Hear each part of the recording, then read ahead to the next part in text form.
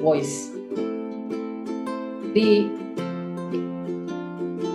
ability to infuse a message or a speech or a written word between logic and emotional intelligence. But at the end of it, the decision is taken by the right brain.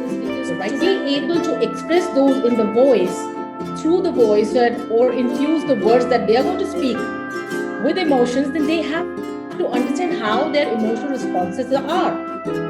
What is visual imagination? How are they imagining when they are reading something or when they are looking at something? Playing it the right way, because someone has said that it is the most natural instrument on earth, but the most difficult to master.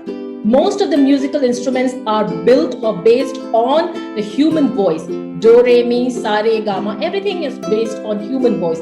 Guitar, sitar, veena, tabla. Everything based on the human voice or the musical aspect of the human voice, the rhythms that we can create.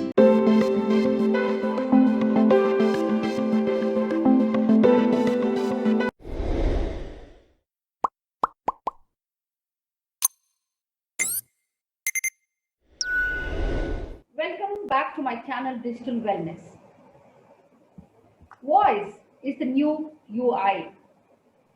We have seen the evolution of the web, then the mobile, and now the adoption of voice as UI. Whether we like it or not, knowingly, unknowingly, each of us have embodied use of voice. How many times we haven't said, "Hey Google, hey Alexa," in a day?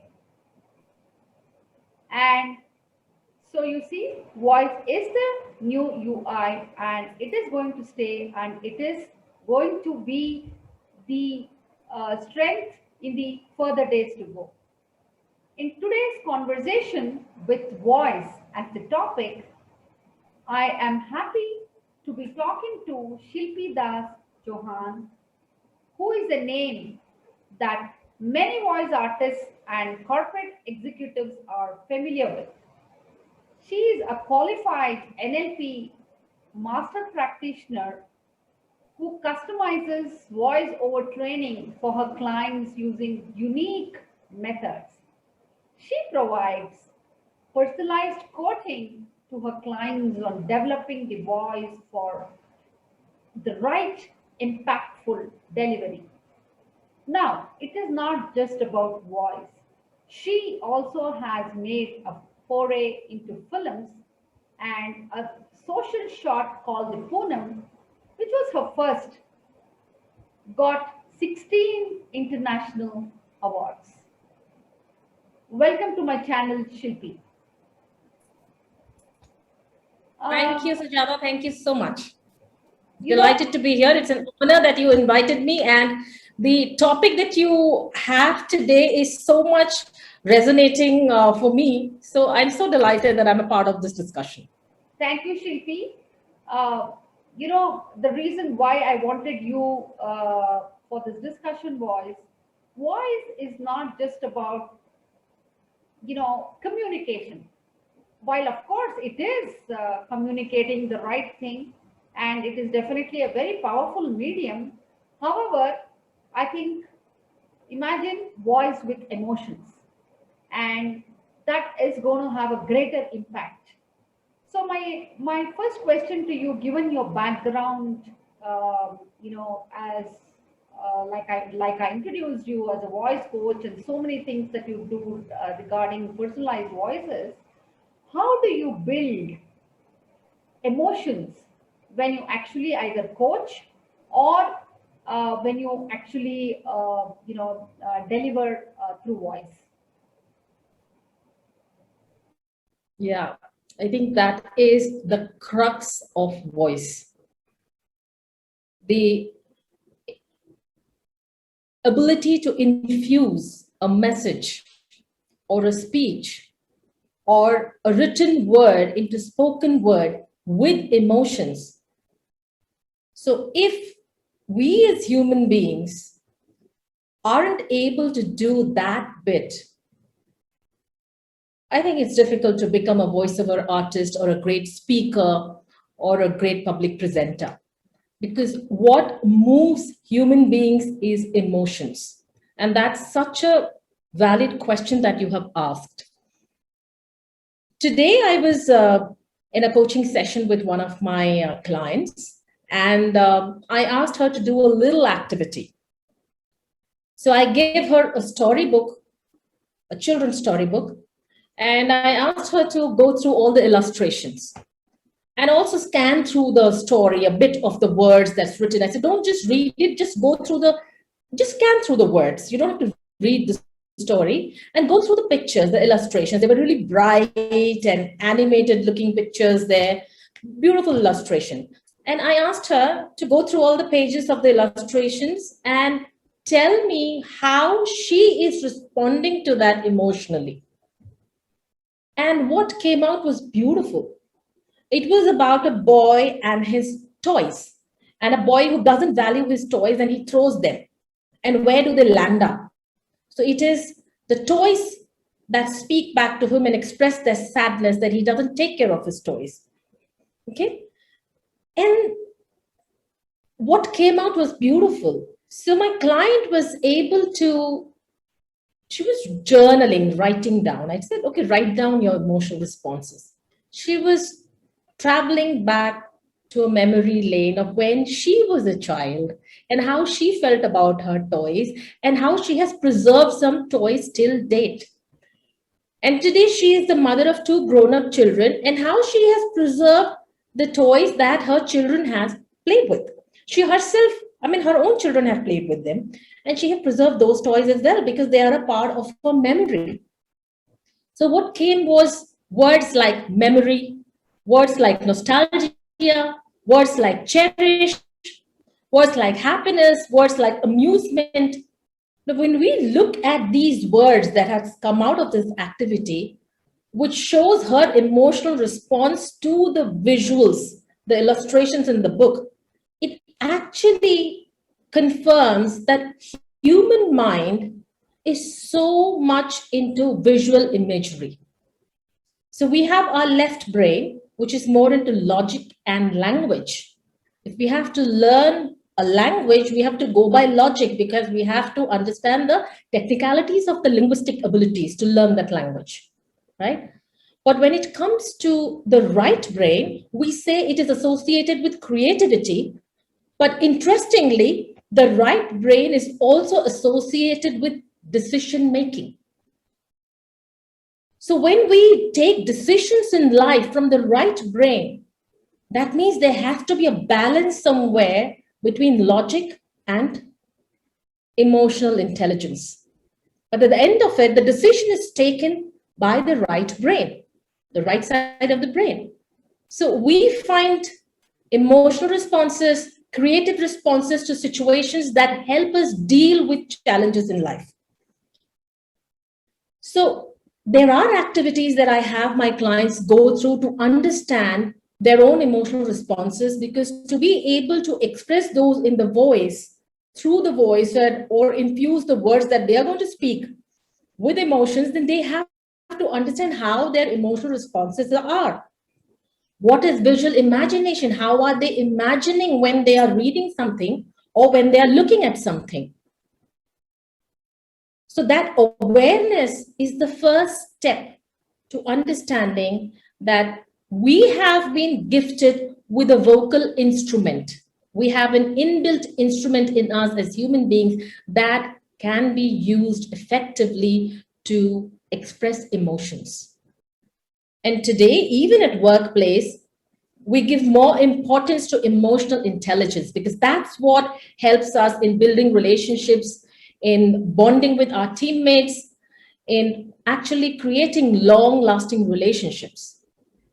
Okay, so these exercises, when they create that awareness in the person, they automatically start learning that voice is a very important medium to express emotions. And if you have to get your audience attention or move them through your speech, you must be able to master that skill of expressing emotions. Without that, nobody becomes a great speaker. You might speak, but you will not be able to move your audience, captivate their attention, create that bonding with them, and leave them with that, wow, I feel connected with this person. Right. That feeling. You know, Yeah. So it's mainly the visual imagination, emotional intelligence, and yes, of course, the ability to tap into your own ability to feel emotions and understand your responses. right. So, there's one thing which, you know, I want to respond to what you said about emotional response. It's very well said because that is the coordination between your left brain and right brain, and that's what is going to guide your actions. Uh, Hello,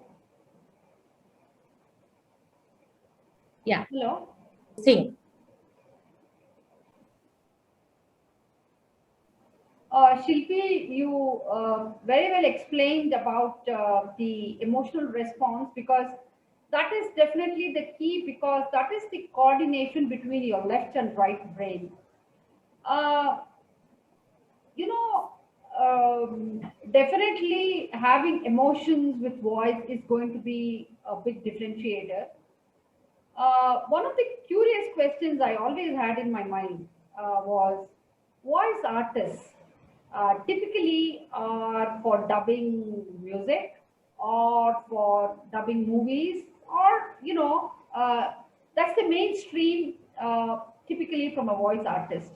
So I wanted to hear, because you're so passionate about this and you've been doing this for so many years now. What is your point of view, Shilpi? See, being a voice artist means you are skilled in a certain area, right? You are trained, you're experienced. Without professional training, it is difficult to become a voiceover artist. You need somebody, an expert, to train you in the nuances of using your vocal instrument for a verbal performance. Many people have great voices, but not everybody can turn into a voiceover artist because it is the ability to use your vocal instrument to understand the art of modulation, where my pitch should be high or low, whether I should speak fast sometimes, whether I should go really slow, how should be the volume of my voice. In an entire script, I might not have to maintain the same volume. Sometimes I might really go high to create an impact. Sometimes I will talk fast. Sometimes I will use a really shrill voice to create an impact and shock the audiences. Okay, or maybe the script demands so.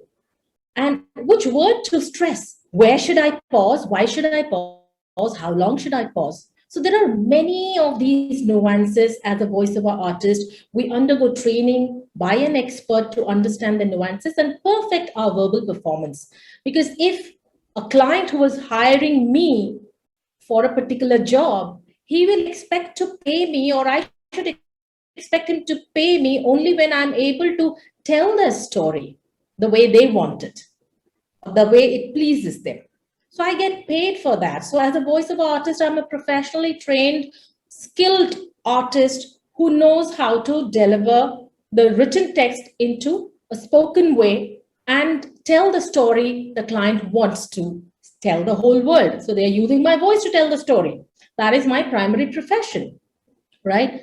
So, yes, as a voiceover artist, that is my profession, and I am using my voice to do that. But that does not mean it is only for movies or dubbing. We also use our voices for various kind of radio spots. You see radio ads are there. There are commercials. There are documentaries, explainer videos, marketing and branding videos. We also use our voice for announcements in railway stations, aircrafts, metros, or maybe a broadcast. It's basically a broadcast media, right? Voices are used for broadcast media. That's the industry categorically. But there are people who use their voices also for other areas, like you are speaking with me today. You're moderating this discussion. You're hosting me on this show. So you need to speak and you're going to use your voice for that. Somebody must be emceeing an event. So they have to speak a lot on the mic. They have to entertain an audience. They have to engage an audience with their emceeing. They need to use their voice. There'll be a corporate storyteller who will be actually presenting a story. So if we are not able to use our voice to tell a story which can engage the audience or captivate their attention, then we are not really skilled in using our vocal instrument in the right way. So there are many people who might not have great voices, but they are great storytellers. They just know where to raise the volume. They just know where to change the pitch. They just know how to stress a particular word and why to stress there, what impact it will create. Right? So voice can be used for myriads of professions. You might not get paid for it like a voiceover artist, but if you learn the skill, you can actually become very, very trained and skilled in using your vocal instrument or playing it the right way. Because someone has said that it is the most natural instrument on earth, but the most difficult to master. Most of the musical instruments are built or based on the human voice. Do, re, mi, sa, re, ga, ma. Everything is based on human voice. Guitar, sitar, veena, tabla. Everything based on the human voice or the musical aspect of the human voice, the rhythms that we can create. The instruments came later. We are born with the instrument. But it is the most difficult to master because we are born with a lot of these factors which affect us psychologically. We are unaware of the limitlessness and the potential of our vocal instrument. So that is a limiting factor. Otherwise, I think anybody can use their voice effectively. Yes, but voiceover artists get paid for their job. Right.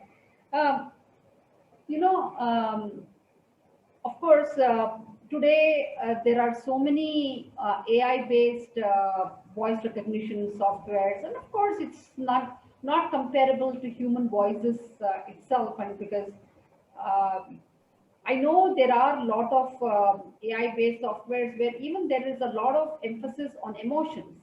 Now, one question that I had was, do you, because you are also a trainer to a lot of voice artists, do you use any differentiated processes for training, the team? See, the entire process is to understand the different elements of verbal performance. I won't be able to teach this to a robot. I can only teach this to a human being. That is the only differentiating factor. I can't teach the skills to a robot. You will feed whatever has to go inside the robot to be able to understand which emotion, identify it, all of that, right? Through the sound waves, vibrations, whatever. But the differentiating factor here is that whatever I have to teach, I can only teach another human being. I cannot teach a robot. So I wouldn't call it a differentiating factor because that is a natural process. That when somebody comes to me, I will teach them about tone, I will teach them about pace, I will teach them about pauses, I will teach them about the intonation, which words to stress, all of these. And it's like driving a car. I use this metaphor very often. When you're driving a car, you're looking at the side view mirror, on the road, through the windshield, the rear view mirror, you're handling the steering wheel. You're also keeping an eye or vigilant about the handbrake, the gears that you need to be changing, the leg brake, the accelerator, the clutch, everything. And when you start learning, it is about consciously learning that skill of driving, right? And then as you practice, your confidence goes up and you know all the aspects of what coordination goes where. It's in your reflex now.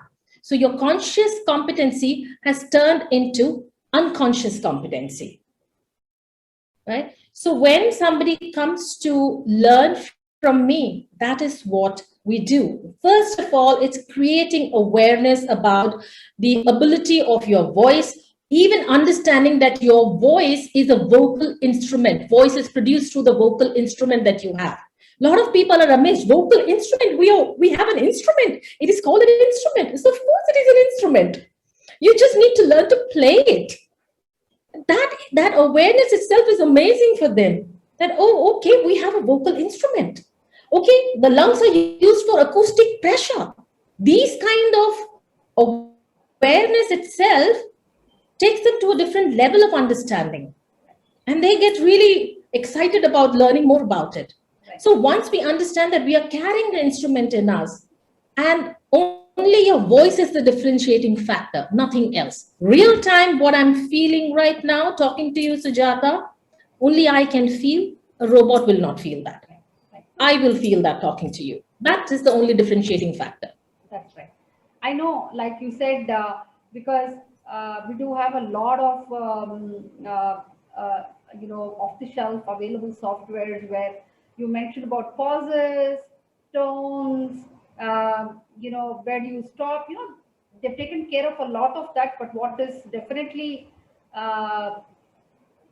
I won't say missing, but an added ingredient that we all have is our emotions, and we all carry a instrument within us, which I think a lot of us are unaware of.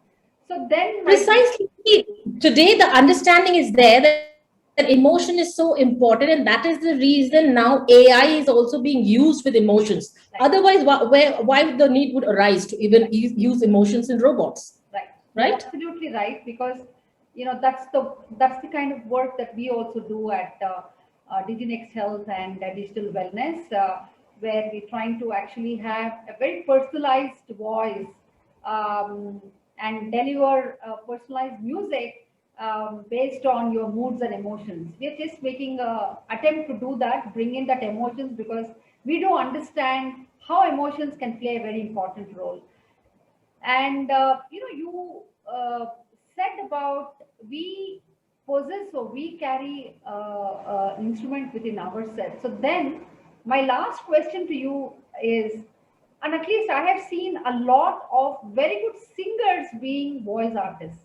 What is your point of view, Shilpi? Do you think you need to have a great voice as a singer, or you need to have an inbuilt singing capability for you to be a voice artist?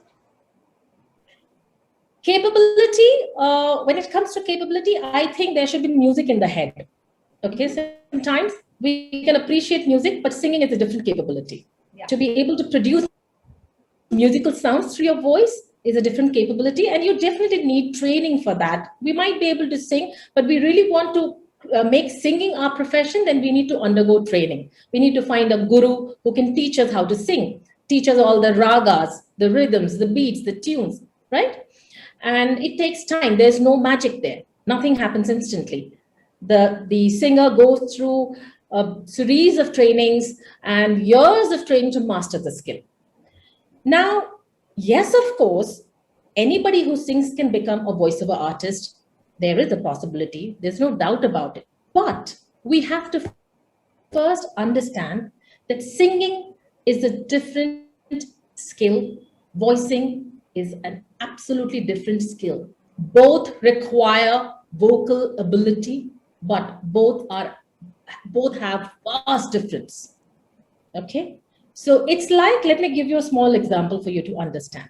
It's like, I am a great cook, and if I am going to say that I can become a chef of a 5-star hotel, that's going to be a little too much, right?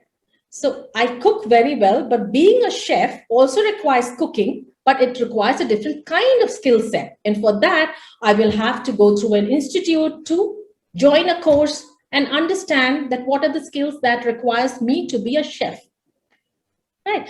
It's the same way. It's like, I'm a great driver. Great. I mean, I drive car very well, but does that mean that I can become a Formula One racer? No, both have different skill sets. For both, we have to undergo training. So if a singer wants to become a voiceover artist, the singer has to be aware that just having a great voice is not the prerequisite to becoming a voiceover artist. There are many voiceover artists who have very average voices, but they are amazing in their vocal delivery because they can tell a story. And telling story is the primary objective of voice artists. Like I was telling you, there are many voiceover artists who are great voice artists, but not necessarily that they possess a great voice. They might have an average voice, but they are able to use their voice to tell a story. So if I want to become a voiceover artist, I have to have that creativity, that visual imagination to be able to tell a story and move my audience. While singing might require mostly a great voice, voiceover artist doesn't need to have a great voice. They can culture their voice. They can tell stories with imagination, their emotional responses by learning the skills and nuances of using their vocal instrument, by knowing where to pause, by knowing what emotional response should he express. So both will require different kind of training. Same way, if a voiceover artist wants to become a singer, they have to understand that they have to go through training. Just because they are a voiceover artist, they can't become singers. But I'm not denying that there is a possibility that a singer can become a voiceover artist or a voiceover artist can become a singer. There is a possibility. But they have to go through training and understanding that both are different skill sets. Right. Like I explained, the chef and the cook example and the car driver example. Yeah. Right.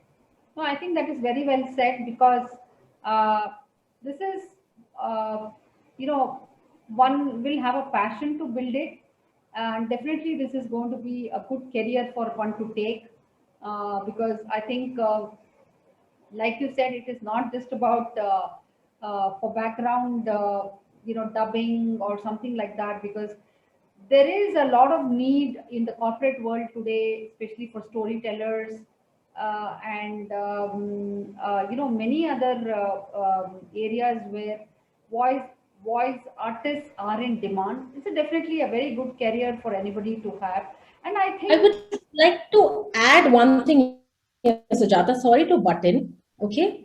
See, many a time, a lot of people don't understand that a voiceover artist is actually psyching up themselves to perform.